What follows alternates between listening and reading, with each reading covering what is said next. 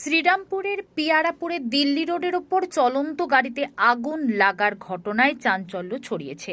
স্থানীয় সূত্রে জানা গেছে, চাল বোঝাই একটি ট্রাকে হঠাৎই আগুন ধরে যায়। ট্রাকটি বর্ধমান থেকে খিদিরপুরের উদ্দেশ্যে যাচ্ছিল। আগুন লাগার কারণ এখনো স্পষ্ট নয়, তবে ঘটনাস্থলে আতঙ্কের পরিবেশ সৃষ্টি হয়। ঘটনাস্থলে দমকলের দুটি ইঞ্জিন এসে আগুন নিয়ন্ত্রণের চেষ্টা করে।